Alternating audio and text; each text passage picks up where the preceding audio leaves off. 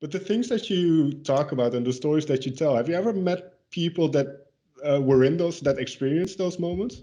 Yeah, a couple of times actually. Warsaw Uprising that we sing about in the song Uprising, we met a few survivors. I mean, obviously, non World War One related for this album. They're dead, all of them.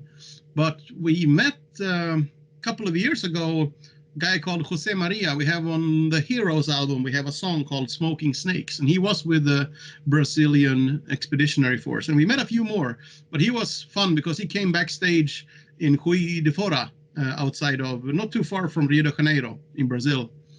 And somebody has knocked on the door. Is somebody here to see you? And we were like, that's weird. Okay, we don't know anyone around here.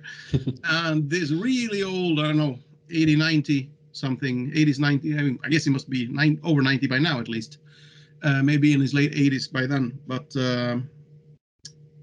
yeah, it turns out we sing about these three.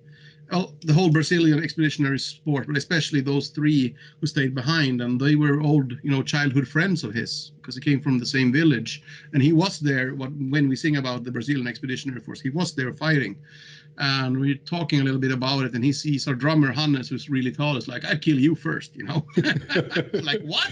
Why? I like, yeah, you're tall. You'd be the first target, and he was a sniper, pretty much. Sharpshooter, I guess they were called back then. And then it was time for us to enter the stage, and we said, thank you for coming. It was really nice to meet you. I mean, even we took selfies at that point. And we told him, like, yeah, hope to see you again sometime. And he said, yeah, you can have a beer after the show or something. I'm like, are you staying for the show? It's like, it's a Brazilian metal crowd. It's pretty rough out there. And his answer was, I survived the Nazis. I think I can handle this, Fair enough. But with things like that, and obviously a lot of these stories are very, they delve into kind of the nature of mankind and our human behavior on this earth, the way we treat each other, the way, I mean, incredible stuff like courage, but also the darker sides of humanity.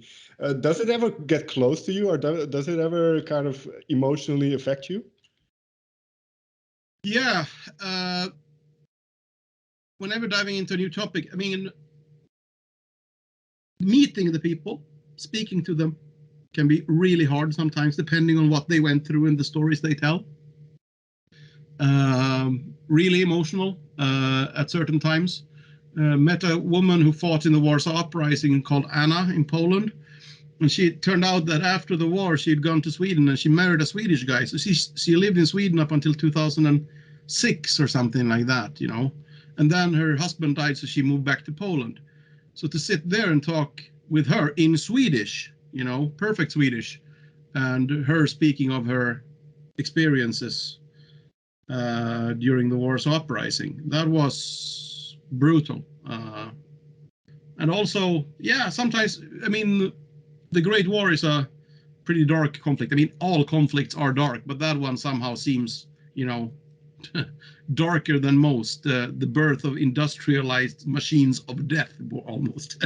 Right. And yeah, when I was doing a lot of the basic research for the album before the upcoming one, The Great War, that's when the first time I really dove into World War One for real. I mean, obviously I've been studying events.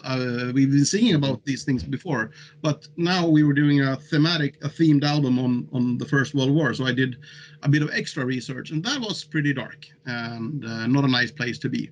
However, after being in that for a while, you get numb to it.